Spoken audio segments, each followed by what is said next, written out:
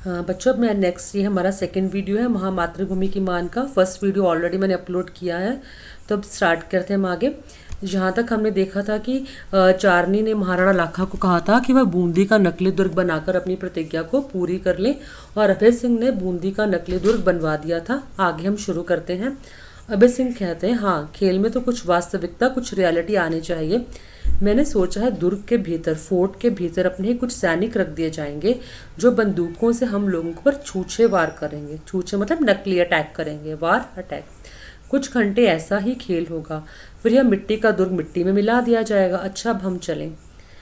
दोनों का प्रस्थान मतलब दोनों चले जाते हैं। दूसरी ओर से वीर सिंह का कुछ साथियों के साथ प्रवेश। वीर सिंह जो हमारी कांकी का हीरो है, उसकी एंट्री होती है। वीर सिंह, मेरे बहादुर साथियों, माय ब्रेव जो कंपेनियंस, तुम देख रहे हो कि हमारे सामने कौन सी इमारत बनी है, कौन सी बिल्डिंग बनाई गई है। पहला साथी कहता है, हाँ सरदार, यह हमारी जन्मभूमि, हमारी बर्थ प्लेस बूंदी का दुर्ग है, उसका फोर्ट है। वीर सिंह, और तुम जानते हो कि महाराणा इस गढ़, इस फोर्ट को जीतकर अपनी प्रतिज्ञा, प्लेज को पूरा करना चाहते हैं। किंतु क्या हम लोग अपनी मातृभूमि का अपमान होने देंगे, अपनी बर्थ प्लेस की इंसल्ट होने देंगे? यह हमारे वंश के मान का मंदिर है। This is the temple of our clan honour. क्या इसे मिट्टी में मिलने देंगे? दूसरा साथी, किंतु यह तो नकली फोर्ट है, फेक फोर्ट है। Veer Singh, shame on you, धिक्कार है तुम्हें। नकली बूंदी भी प्राणों से अधिक प्रिय है। जिस जगह एक भी खाड़ा है, वहां बूंदी का अपमान आसानी से नहीं किया जा सकता। आज महाराणा आश्चर्य हैरानी के साथ देखेंगे कि यह खेल केवल खेल ही नहीं रहेगा। यहाँ की चप्पा चप्पा, एवरी इंच ऑफ लैंड, भूमि सिसोदियों और हाड़ाओं के खून से लाल हो जाएगी। तीसरा साथी, लेकिन सरदार, हम महाराणा के नौकर हैं, सर्वेंट हैं। क्या महाराणा के विरुद्ध, उनकी अगेंस्ट तलवार उठाना हमारे लिए उचित है, सही है? हमारा शरीर महाराणा के नमक से बना है। हमें उनकी इच्छा में व्याघात, इंटरफियर नहीं पहुंचाना चाहिए, इंटरफियर नहीं करना चाहिए। वीर सिंह, और जिस जन्मभूमि की धूल में हम खेलकर बड़े हुए हैं, इसका अपमान भी कैसे सहन किया जा सकता है? जब कभी मेवाड़ की स्वतंत्रता, उसकी इंडिपेंडेंस पर अटैक, आक्रमण हुआ है, हमारी तलवार ने उनके नमक का बदला दिया है। लेकिन जब मेवाड़ और बूंदी के मान का प्रश्न आएगा, हम मेवाड़ की दी हुई तलवारें महाराणा के चरणों में चुपचाप रखकर विदा लेंगे और बूंदी की ओर से प्राणों की बलि, अपनी लाइफ को सेक्रीफाइस करने के लिए तैयार होंगे। आज ऐसा ही अवसर, अपॉर्चुनिटी आ पड़ी है। वीर सिंह अपने साथियों को समझाते हैं कि वह नकली में भी अपनी बूंदी का अपमान होने नहीं देंगे। पहला साथी, निश्चय ही, सर्टेनली, जहाँ पर बूंदी है वहाँ पर हाड़ा है। हाड़ा उनकी डायनेस्टी, उनका कुल। जहाँ पर हाड़ा है वहाँ पर बूंदी है। कोई नकली बूंदी का भी अपमान नहीं कर सकता। जन्मभूमि में प्राणों से भी अधिक प्रिय है। Our motherland is dearer to us than our lives. वीर सिंह, मेरे वीर हो, तुम अग्नि कुल के अंगारे हो। You are the embers of the Agni clan. अपने वंश की आभा को क्षीण न होने देना। Do not let the glory of your clan fade away. प्रतिज्ञा करो कि प्राणों के रहते हम इस नकली दुर्ग पर मेवाड़ की राज्य पताका, मतलब उसका झंडा फहराने, पताका को स्थापित न होने देंगे। मतलब मेवाड़ नकली दुर्ग को भी, उसका भी ध्वंस, उनको इसको डिस्ट्रॉय नहीं होने देंगे, उसका अपमान नहीं होने देंगे, और वहाँ पर मेवाड़ का झंडा फहराने नहीं देंगे। सब लोग हम प्रतिज्ञा करते हैं कि प्राणों के रहते इस दुर्ग पर मेवाड़ का ध्वज न फहराने देंगे, और वीर सिंह के साथी भी इसका साथ देते हैं। वीर सिंह, मुझे आप लोगों पर अभिमान है, प्राउड है, और बूंदी आप जैसे पुत्रों को पाकर फूल नहीं समाती। फूला नहीं समाना मुहावरा है, मतलब बहुत खुश होना। जिस बूंदी में ऐसे मान के धनी पैदा होते हैं, उस पर संसार आशीर्वाद, ब्लेसिंग्स के साथ फूल बरसा रहा है। चलो हम दुर्ग रक्षा की तैयारी करें। Let us prepare to defend the fort. अब हमारा चौथा सीन, फोर्थ जो सीन है वो स्टार्ट हो रहा है। स्थान बूंदीगढ़, बूंदी के नकली दुर्ग का बंद द्वार। महाराणा लाखा और अभय सिंह का प्रवेश। महाराणा, सूर्य डूबने को आया, यह कैसी लज्जा, शेम की बात है कि हमारी सेना बूंदी के नकली दुर्ग पर अपना झंडा स्थापित करने में सफलता प्राप्त नहीं कर सकी। वीर सिंह और उसके मुट्ठी भर साथी अभी तक वीरतापूर्वक लड़ रहे हैं। मतलब मुट्ठी भर, हैंडफुल ऑफ कंपेनियंस, मतलब वीर सिंह और उसके साथी थोड़े से हैं, बट कितनी बहादुरी से लड़ रहे हैं। अभय सिंह, हाँ महाराणा, हम तो समझते थे कि घड़ी दो घड़ी, इन अ फ्यू मोमेंट्स में खेल खत्म हो जाएगा, लेकिन हमें छूछे वारों का मुकाबला करने के बजाय हाड़ाओं के अचूक निशानों का सामना करना पड़ रहा है। अचूक जो चूकते नहीं हैं, मतलब सही जगह लगते हैं। यद्यपि ये लोग गिनती में थोड़े हैं, किंतु इन्होंने दीवारों की आड़ में उपयुक्त स्थान बनाकर हम पर गोली और तीर बरसाना आरंभ कर दिया है, मतलब उन पर अटैक कर दिया है। मतलब एक दीवार के आड़ में उसके पीछे छुप कर हमारी सेना इस आकस्मिक प्रहारों सडन अटैक से भौचक्की स्टन हो गई है। अब दुर्ग के भीतर के हाड़ाओं की युद्ध सामग्री समाप्त हो गई है। आपकी प्रतिज्ञा पूरी होने में कुछ ही क्षणों का विलंब है। There is only few moments left for your promise to be fulfilled.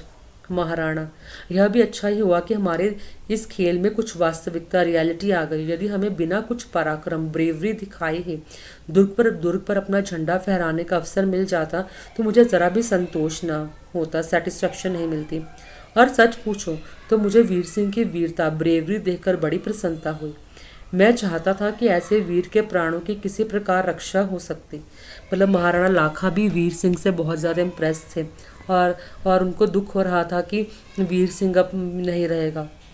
Abhay Singh, मैंने भी इस दुर्ग से अग्नि वर्षा होती देखी तो मुझे कुछ आश्चर्य सरप्राइज हुआ था और कुछ क्षणों के लिए सफ़ेद झंडा फहराकर मैंने युद्ध रोक दिया था कि जब भी पुराने समय में युद्ध होता था तो कुछ समय के लिए वह सफ़ेद झंडे को फहराते थे ताकि युद्ध को कुछ समय के लिए रोक दिया जाए।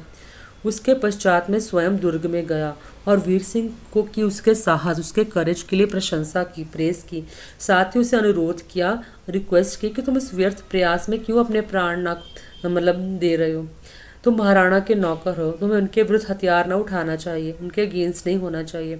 किंतु उसने उत्तर दिया कि महाराणाओं ने हाड़ाओं को चुनौती दी है, चैलेंज दिया है। हम उस चुनौती का उत्तर देने को मजबूर हैं। महाराणा, यदि हमारे प्राण लेना चाहते हैं तो खुशी से ले लें, लेकिन हम इतने कावर्ड और निष्प्राण नहीं हैं, लाइफलेस नहीं हैं कि अपनी आंखों से बूंदी का अपमान होते देखें। मेवाड़ में जब तक एक भी हाड़ा है, नकली बूंदी पर भी बूंदी की पताका फहराएगी। महाराणा कहते हैं, निश्चय ही इन वीरों की जन्मभूमि के प्रति आदर भाव सराहनीय, एडमायरेबल है। यह मैं जानता हूँ, इन लोगों के प्राणों की रक्षा करने का कोई उपाय, कोई और तरीका नहीं है। इतने बहुमूल्य प्राण, प्रेशियस लाइफ लेकर मुझे प्रतिज्ञा पूरी करनी पड़ेगी। वह देखो, दुर्ग की उस दरार मतलब क्रैक में खड़ा हुआ वीर सिंह कितनी फुर्ती से बाण वर्षा कर रहा है। अकेला ही हमारे सैकड़ों सैनिकों की टोली को आगे बढ़ने से रोके हुए है। धन्य है ऐसे वीर, धन्य है वह माँ जिसने ऐसे वीर पुत्र को जन्म दिया, धन्य है वह भूमि जहाँ पर ऐसे सिंह पैदा हुए। तो जोर का धमाका होता है और प्रकाश होता है। There is a loud explosion and lightning. Maharana, अरे देखो अभय सिंह, गोले के वार से वीर सिंह के प्राण पखेरु उड़ गए। प्राण पखेरु उड़ गए मुहावरा है, मतलब वीर सिंह की मृत्यु हो गई। बूंदी के मतवाले से सिपाही सदा के लिए सो गए। अब हम विजयश्री प्राप्त कर सकेंगे, जीत जाएंगे। जाओ, जो दुर्ग पर मेवाड़ का पटाखा फहराओ और वीर सिंह के शव को आदर के साथ यहाँ ले आओ। अभय सिंह का प्रस्थान। अभय सिंह जाता है। महाराणा, आज इस विजय ने मेरी सबसे बड़ी पराजय हुई है। व्यर्थ के दम, unnecessary pride has taken the life of so many innocent people. व्यर्थ के दम ने कितने निर्दोष प्राणों की बलि ले ली है। अब चारणी का प्रवेश होता है। चारणी।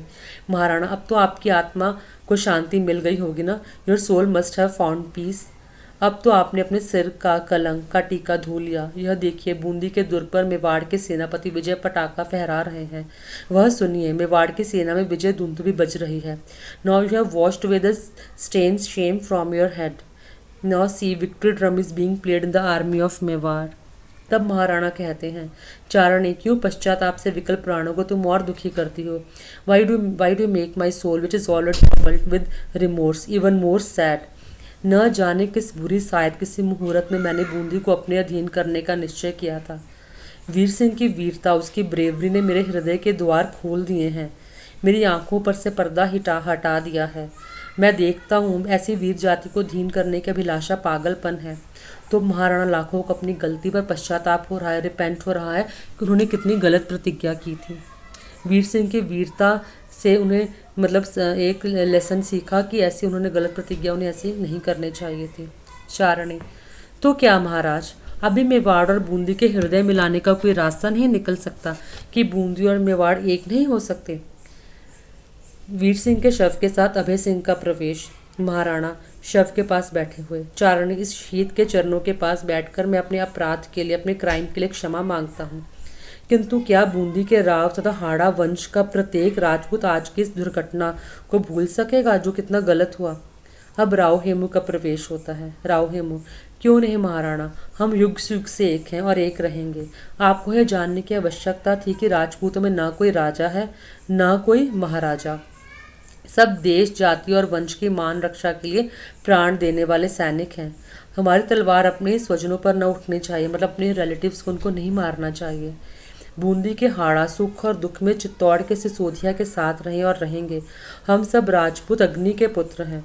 हम सबके हृदय में एक ज्वाला जल रही है। हम कैसे एक दूसरे से पृथक सेपरेट हो सकते हैं। वीर सिंह के बलिदान, उसके सैक्रिफाइस ने हमें जन्मभूमि का मान करना सिखाया है। तब महाराणा कहते हैं, निश्चय ही महाराज, हम संपूर्ण राजस्थान जाति की ओर से इस अमर आत्मा के आगे अपना मस्तक झुकाते हैं, मतलब अपने हेड झुकाते हैं। सब मिलकर वीर सिंह के शव के आगे झुकते हैं। मतलब वीर सिंह की मृत्यु ने, उसकी कुर्बानी ने, उसके सैक्रिफाइस ने, अपने देश के लिए उसने कुर्बानी कर दी, जिससे फिर महाराणा लाखा को भी एहसास हुआ कि उन्होंने गलत प्रतिज्ञा की थी। और फिर राव हेमू और महाराणा लाखा आपस में मिल जाते हैं।